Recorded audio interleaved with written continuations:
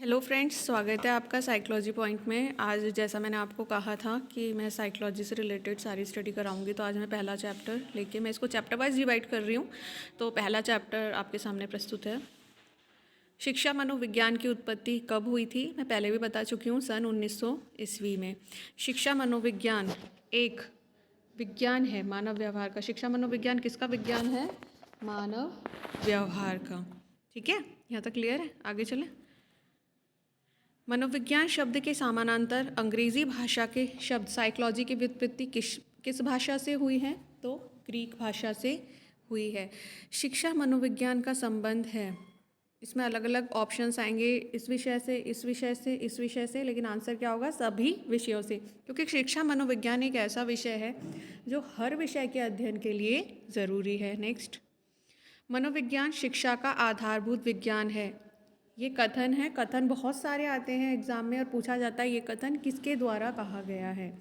तो मनोविज्ञान शिक्षा का आधारभूत विज्ञान है, ये किसने कहा था? स्किनर ने। आगे चलते हैं।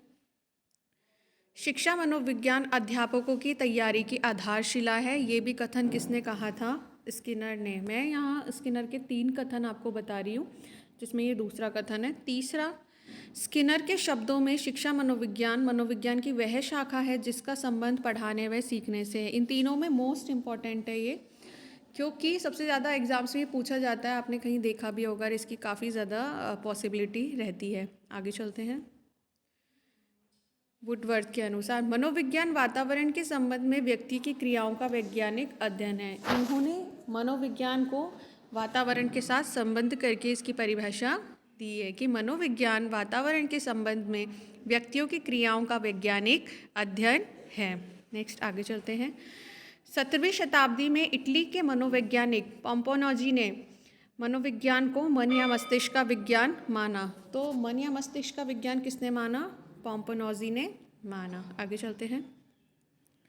वुडवर्थ ने सबसे पहले निर्माण किया था प्रश्नावली का। तो प्रश्नावली का निर्माण सर्वप्रथम किसने किया था? इसमें ऑप्शन आप कौन सा सेलेक्ट करेंगे? वुडवर्थ। मैं यहाँ आपको डायरेक्ट क्वेश्चन इसलिए बता रही हूँ क्योंकि आपको अगर करेक्ट आंसर याद होगा तो आप कंफ्यूज होने वाली सिचुएशन में नहीं आएंगे, आपको पता होना चाहिए बिल्कुल एग्जैक्ट आंसर। आगे चलते हैं। मनोविज्ञान व्यवहार का शुद्ध विज्ञान है, ये किसने कहा था? वॉटसन ने कहा था। शुद्ध विज्ञान किसने बताया था? व्यवहार का वॉटसन ने बताया था। आगे चलते हैं। शिक्षा मनोविज्ञान की विषय सामग्री का संबंध है सीखने से। शिक्षा मनोविज्ञान किससे संबंधित है? डायरेक्टली सीखने से। किस मनोवैज्ञानिक अध्ययन विधि में उत्तरदाता प्रश्नकर्ता के सम्मुख नहीं बैठता? इसका आंसर होगा प्रश्नावली। प्रश्नावली में आप वितरित करके भी इसके आंसर ले सकते हैं, जबकि अनुसूची में आप पूछ के आंसर भरते हैं, फिल करते हैं। मनोविज्ञान की अध्ययन की विधियों में से प्राचीनतम विधि कौन सी है? तो अंतर्दर्शन या आत्मनिरीक्षण की विधि। बालक के व्यक्तिगत अध्ययन की मनोवैज्ञानिक विधि कौन सी है? तो बालक का अगर आपको पर्सनल स्टडी करनी है या इंडिविजुअल स्टडी करनी है तो केस स्टडी या व्यक्ति इतिहास विधि के माध्यम से किया जाता है।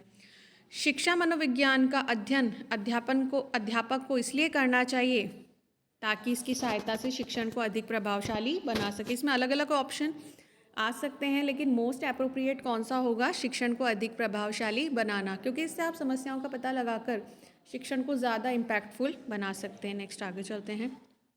अचेतन मन का अध्ययन किया जाता है मनोविश्लेषणात्मक विधियों द्वारा। मनोविश्लेषणात्मक प्रणाली के जन्मदाता हैं सिगमंड फ्राइड। ये सभी को आता होगा और आना भी चाहिए। मनोविश्लेषणात्मक जहाँ नाम आ जाता है वहाँ पर सिगमंड फ्राइड आ जाता है।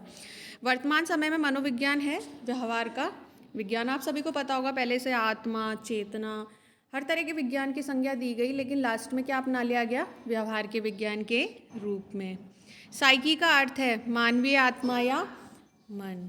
साइकी जो शब्द है उसका अर्थ है मानवीय आत्मा या मन।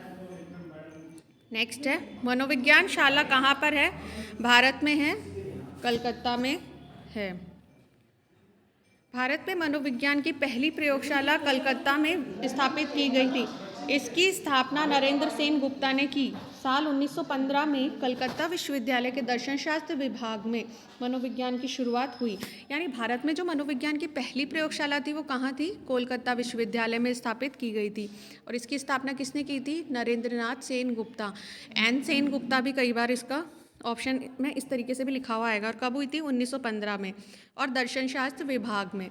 जो मनोविज्ञान है वो खुद भी दर्शन शास्त्र विषय से ही निकला हुआ है। ठीक है, आगे चलें। अब थोड़ा मैंने आपको एक नोट्स फॉर्म में बताया है मनोविज्ञान, शिक्षा मनोविज्ञान और बाल मनोविज्ञान। शिक्षा मनोविज्ञान, शिक्षा दो शब्दों से मिलकर बना है E+2 को।